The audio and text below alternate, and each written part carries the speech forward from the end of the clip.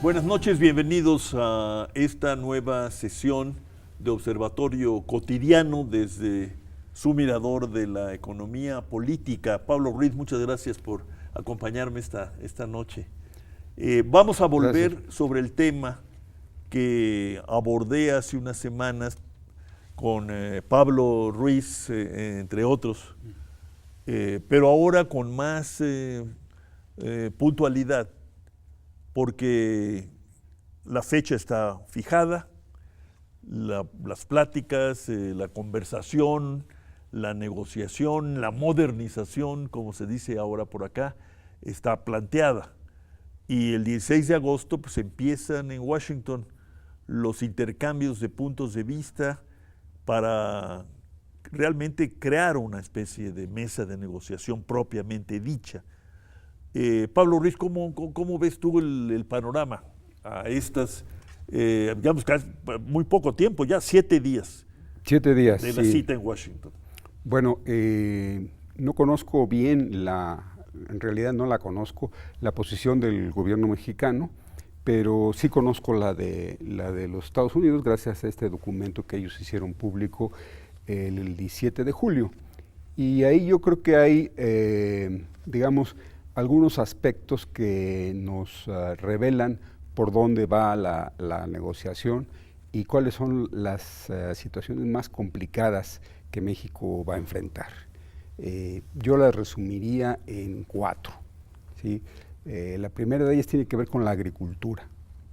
Nosotros hemos, digamos, descubierto esta parte gratuitamente. En el tratado no hay propiamente una prohibición al subsidio a la agricultura. Los Estados Unidos lejos están de retirar sus subsidios, tratado o no tratado, o OMC o lo que sea, a la agricultura. El teléfono de los agricultores que tiene línea directa con Washington. De manera que es muy difícil que ellos retiren los subsidios. Pero se sabe eso. ¿Nosotros sí los retiramos o tampoco los retiramos? Bueno, parcialmente sí, porque Parcialmente. Se desmontó todo el aparato de CONASUPO, todo. Y en su lugar apareció Procampo. En realidad... Bueno, que no es equivalente, ¿no? No es equivalente, así es, efectivamente. Bueno, pero esto iría en favor de mantener el Tratado de Libre Comercio de América del Norte, porque los intereses de los agricultores norteamericanos se han expresado públicamente ante su propio gobierno en el sentido de que el TLC debe mantenerse, ¿no? Así es, por supuesto, en esa línea sí, pero incluso más aún, ¿no? Quieren que nosotros dejemos de aplicar nuestro subsidio, está escrito, que les demos más entrada todavía a sus productos. Y ahí hay toda una discusión, porque la verdad es que nunca usamos realmente la posibilidad que teníamos de usar el subsidio, especialmente en un sector sensitivo, como ellos le llaman, que es el del maíz. Ahí tenemos un problema.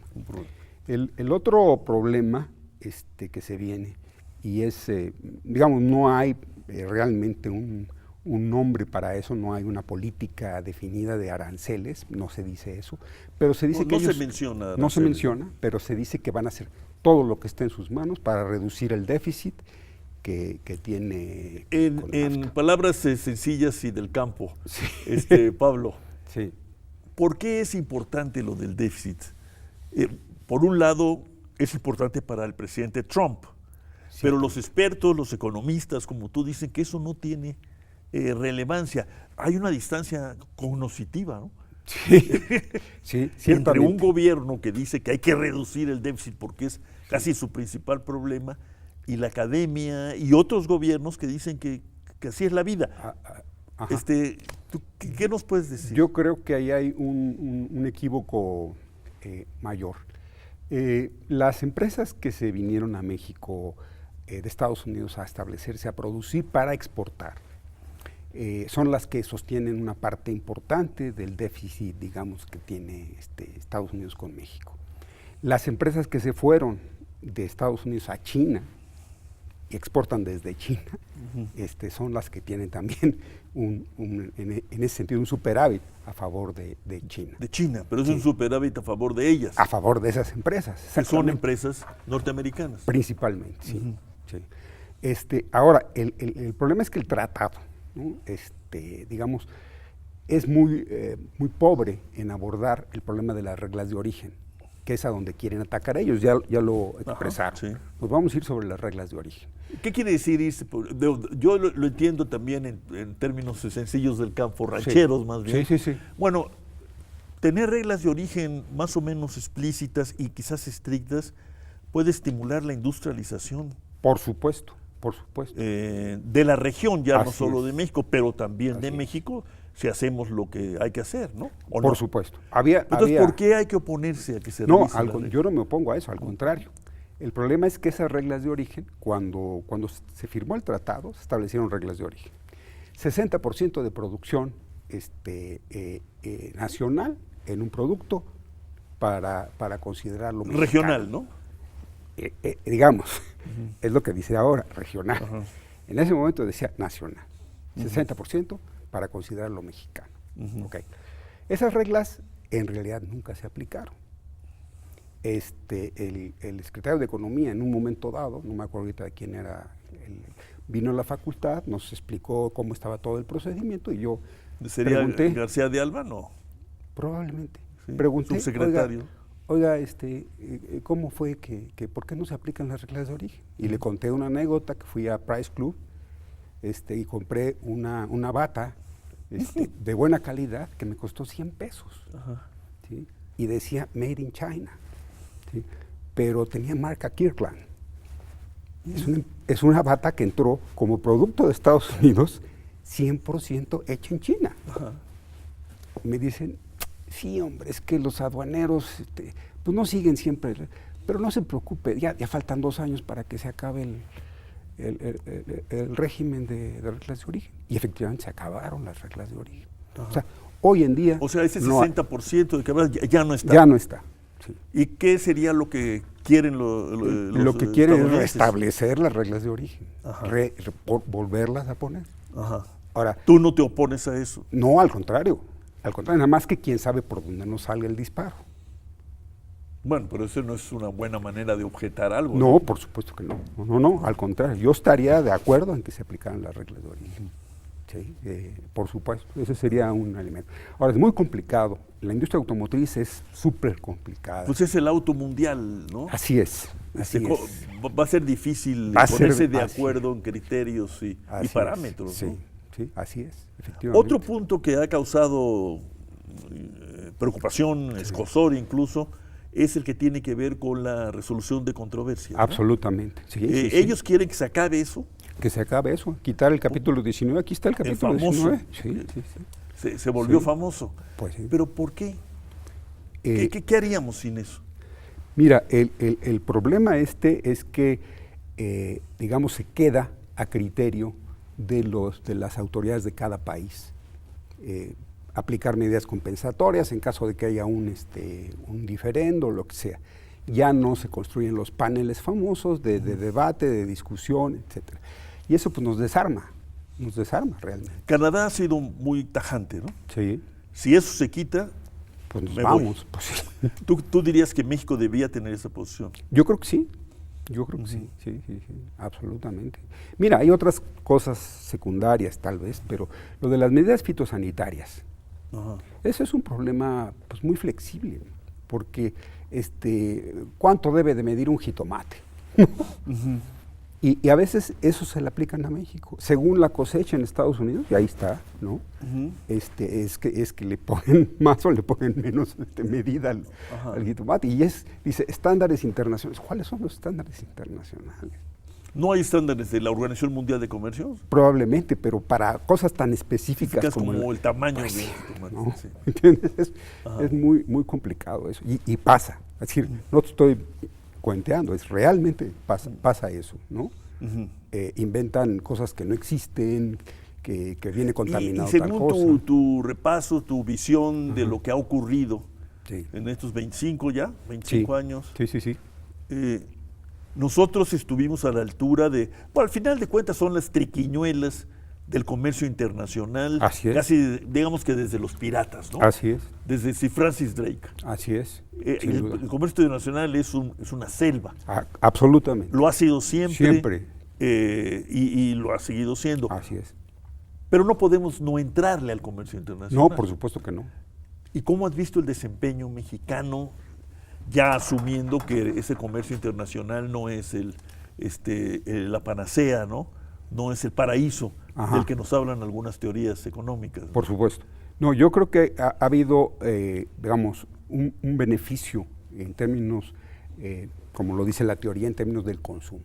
Hemos tenido acceso a una mejor variedad de productos, a mejor calidad de productos, hemos ganado muchas divisas, pero también hemos un poco hipotecado algunas de estas cosas. O sea, no ha habido integración nacional.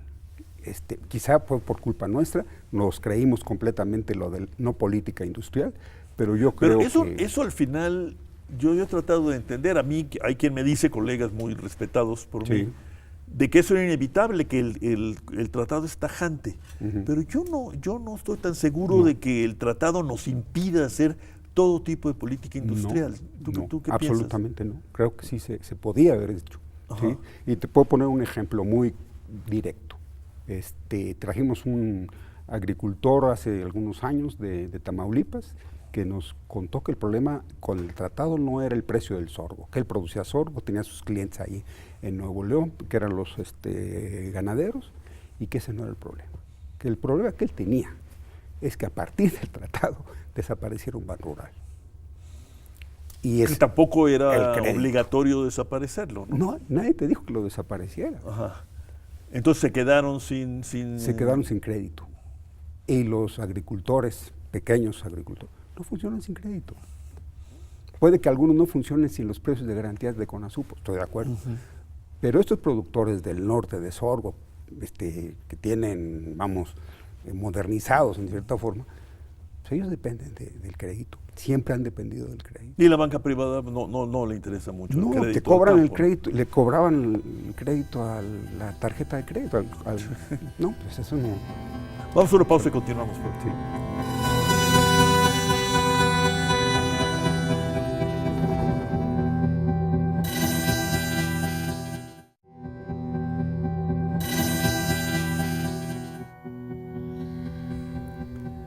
¿Qué otro tema que podría ponerse candente visualizas, Pablo? Bueno, dos partes. Una muy importante que viene hasta el mero final es el tipo de cambio. La otra es el asunto de los acuerdos paralelos que ahora entran como parte ya integral del lo ambiental tratado. Y lo laboral. Sí, exactamente. En el caso del tipo de cambio, no entiendo bien si México va a aceptar o no va a aceptar. Te amarras las manos, es como si ¿Qué es lo que ellos plantean? A la eurozona, que no te comprometes a no devaluar para efectos de buscar equilibrar tu balanza. Ese es un compromiso muy fuerte. No sé si México está en condiciones de aceptarlo. Creo que eso sí nos restringe el uso de la política cambiaria. Ya lo hemos restringido solitos, ¿verdad? Pero ahora lo va a hacer ya con acuerdo firmado. Yo creo que, al igual que Jaime Ross y otros colegas, yo creo que deberíamos de poder utilizar la política cambiaria como un instrumento de política económica, comercial. Por supuesto, ¿no?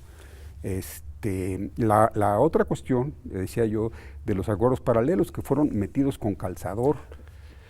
Sí, bueno, fueron metidos como una manera de que el presidente Clinton, que le ganó al presidente Bush, aceptara la firma, ¿no? Sí. A ese grado se llegó. A ese grado se llegó.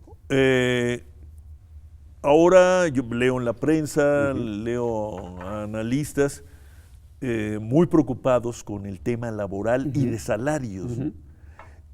Sí están planteando los norteamericanos, los estadounidenses, están planteando que como componente del Tratado de Libre Comercio de América del Norte haya una política de salarios a la alza. No. No, ¿verdad? No. ¿Sí? Lo que ellos están planteando, y eso vino desde hace, y es un pleito viejo de las organizaciones obreras de Estados Unidos, que dicen que las que se vinieron a México, no es por dar empleo, ¿no? Digo, no, esa no es su pleito. Su pleito es que el costo, al final, es más bajo, porque aquí en México no se cumple la ley laboral. no se cumple la ley ambiental y eso les permite a las empresas establecidas en México abatir costos. Y entonces ellos exigían, le pedían, a Obama se lo pidieron cuando era precandidato, que modificara el tratado de forma que efectivamente esto se cumpliera. ¿Cómo se podría modificar el tratado? Lo que hicieron fue eso, pasarlo a los acuerdos paralelos y que lo firmemos. ¿Pero firmar qué? Que haya igualdad, que la legislación laboral aquí en México sea la misma que en Estados Unidos. Eso es lo que ellos piden. Que incluye, ¿qué cosa? Yo entiendo la legislación laboral norteamericana ha sido tradicionalmente muy liberal, ¿no? Sí. La nuestra está más teóricamente. Todavía, a pesar de todo, con aspectos del famoso papel tutelar del Estado en materia laboral. Sí. Entonces, si quitan eso, el mercado laboral mexicano se vuelve todavía más salvaje de lo que es. Habría que ver, porque hay uno de los elementos que pelean es la libertad sindical. Que haya un sindicato y que haya negociación colectiva. Que no haya sindicatos de protección. Pues. No, así es. Bueno, esto se ha denunciado en México por el sindicato de telefonistas, por la UNT, por nuestra colega y amiga Gabriela Bensuso. O sea, está planteado, ¿no? Está planteado. La idea sería que se asuma como problema a resolver. Así es.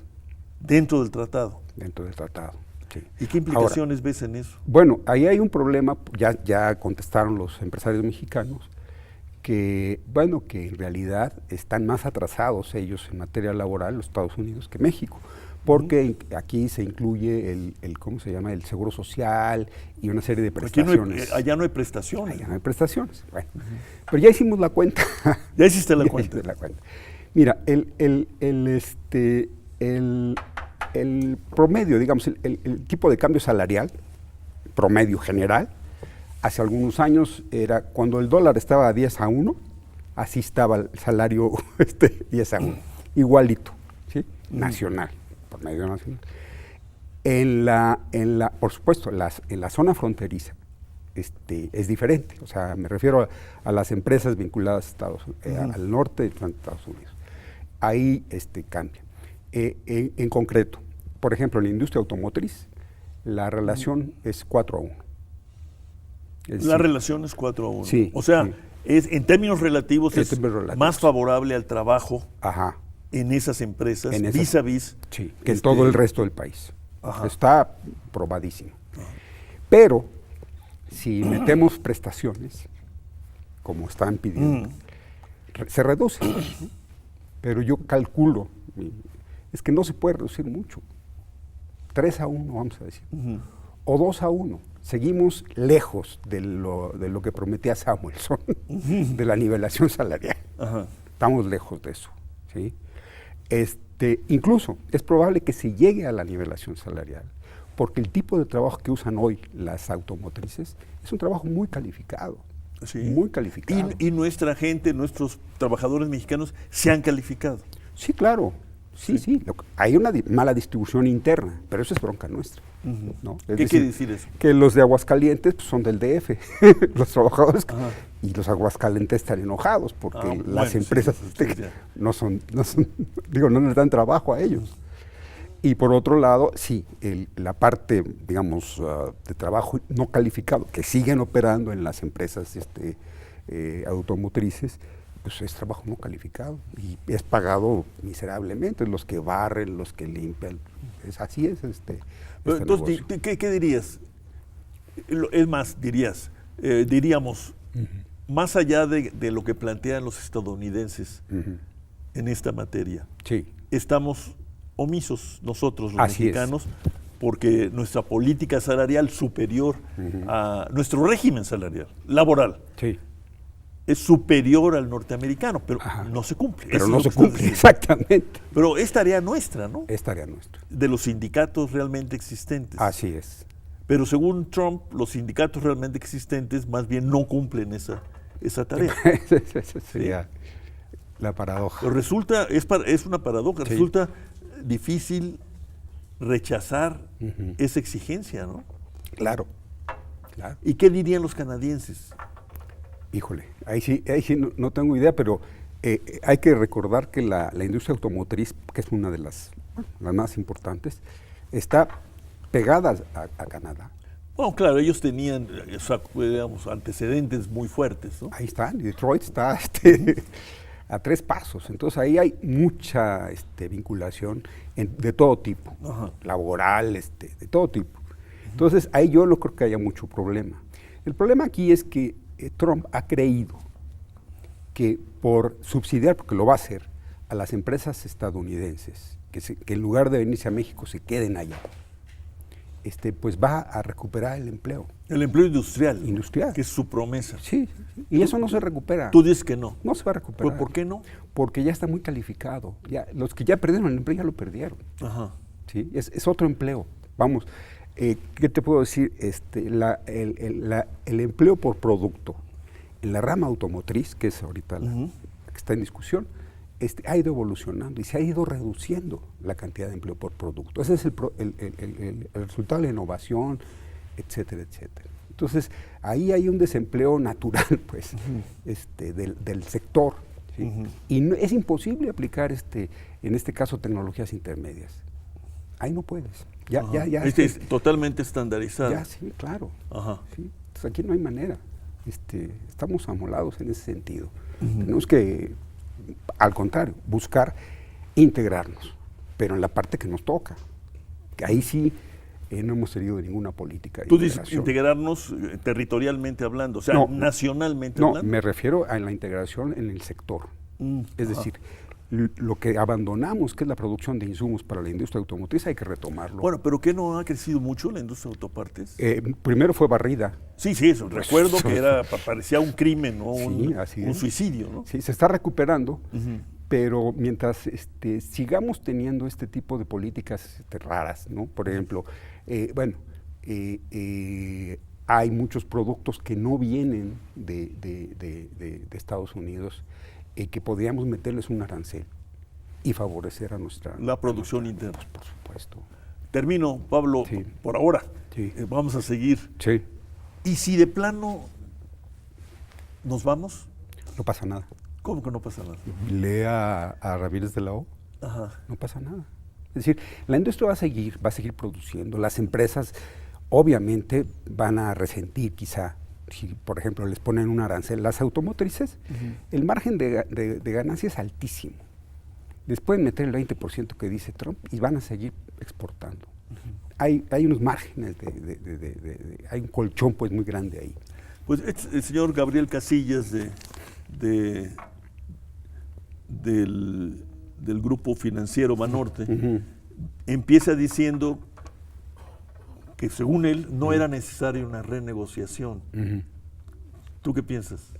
No, yo creo que sí es necesario. Sí es necesario. No puedes aceptar esto así nomás. Ajá, claro. Sí. Pero sin embargo el gobierno ha adoptado el término modernización. Modernización. Yo no entiendo bien qué significa eso, yo pero bueno, pues sigámosle la pista, tomémosle el pulso, Pablo, y tratemos de en algún momentos que elijamos, pues mantener en la medida de lo posible en un tiempo como este, pues actualizado, ¿no? Me dará gusto. El tema, el debate y bueno, e ir más allá incluso, ir más allá del tratado. Plantearnos el tema, como alguna vez lo planteó Antonio Gasol, ¿no? Sí. Bueno, ¿y por qué no mejor mercado común, no? Claro. Sí. Y por qué no introducir el tema del desarrollo y las asimetrías. Absolutamente. Vamos a hablar de eso próximamente, Pablo. Ok. Muchas gracias. De acuerdo, gracias.